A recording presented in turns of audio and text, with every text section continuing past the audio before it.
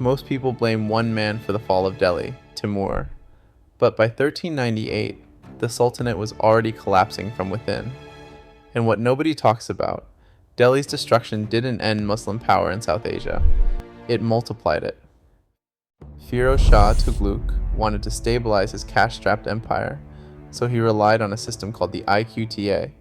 This was an arrangement where the ruler gave nobles the right to collect taxes from specific areas of land instead of paying them in cash. To keep his commanders loyal, Firo Shah made these tax-collecting rights hereditary. This decision backfired. Noble families began treating these lands as their own private properties, refusing to send money back to the treasury in Delhi. The government's vault emptied just as disaster struck. In the 1380s, a severe drought swept through the region, bringing crop failures and widespread famine. When Firo Shah died in 1388, his court dissolved into violent fights over who would rule next. Local governors quietly broke away, leaving Delhi bankrupt, divided, and completely defenseless, just as a devastating new threat gathered on the horizon. That threat was Timur, a leader who rose from a modest Central Asian clan to build a massive empire from his capital of Samarkand.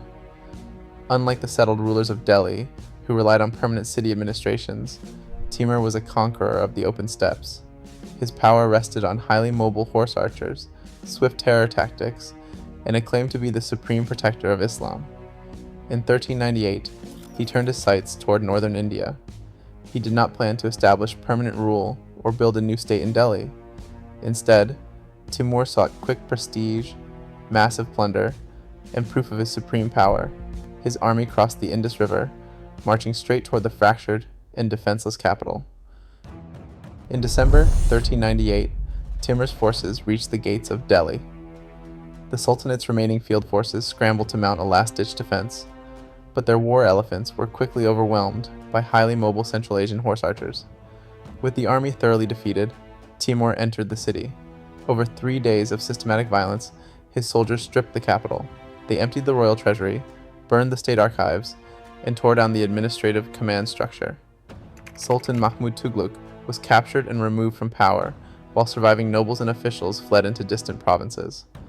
This swift, destructive raid did not create Delhi's internal weaknesses, but it shattered the remaining central government completely, turning a gradual decline into an immediate and permanent collapse.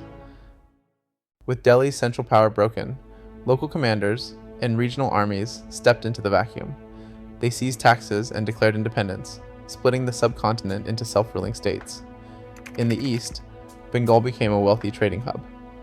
Along the western coast, Gujarat grew rich from ocean commerce, while Malwa and Jaunpur ruled the central plains. To the north, a new dynasty took control of Kashmir. In the south, the massive Bahmani Sultanate dominated the Deccan Plateau before splitting into rivals like Golconda, Bijapur, and coastal Mabar. These kingdoms were politically divided, yet they remained bound together by a shared thread that war could not destroy. That thread was Persian culture and governance. While the Central Empire fractured, the new regional kings still ran their governments in the Persian language, which was the tongue of law, tax records, and prestige. These independent rulers stamped their coins and carved their monuments with Persian writing to prove they had the right to rule. Scholars and bookmakers traveled from ruined Delhi to these new provincial courts, keeping Islamic learning and administrative systems alive in cities hundreds of miles apart. By the early 1400s, this shared courtly culture was so deeply rooted that Muslim rule no longer needed a single capital to survive. Beneath this political surface, a quieter network held the fractured society together.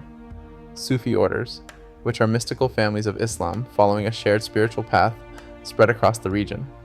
Groupings like the Chishtes, Surawardis, Qadiris, Naqshbandis, and Ferdowsis set up local hubs. They built the Khanqa, a welcoming Sufi lodge where anyone could find free food and a place to sleep. When these spiritual masters died, their tombs became a dargah, a saint's shrine that drew travelers of all faiths. By preaching in local languages, rather than courtly Persian, these Sufi guides connected kings with everyday peasants, embedding their faith directly into local communities.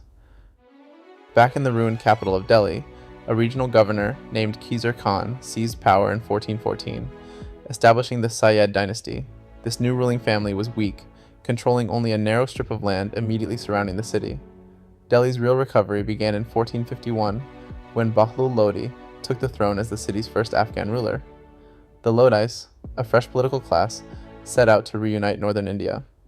Bahloul's successor, Sikandar Lodi, moved the capital to the strategic city of Agra, tightened tax administration, and encouraged Hindu officials to learn Persian for government service, rebuilding the state alongside respected Sufi scholars. When Ibrahim Lodi took the throne in 1517, he demanded absolute obedience from his proud Afghan nobles, replacing hereditary officials with loyal subjects. This heavy-handed rule sparked open rebellion. Fearing for his own safety, Daulat Khan Lodi, the governor of Lahore, made a desperate gamble. In 1524, he invited Babur, the Timurid ruler of Kabul, to help overthrow the Sultan. Daulat Khan wanted to settle a local political dispute. Instead, he opened the gates to an invasion that would sweep away the Delhi Sultanate and give rise to the Mughal Empire. To see how this gamble sparked the First Battle of Panipat, join us in the next documentary. Babur's arrival ended an era, paving the way for Panipat and the Mughal Empire. Watch our next video to see how this new power reshaped South Asia.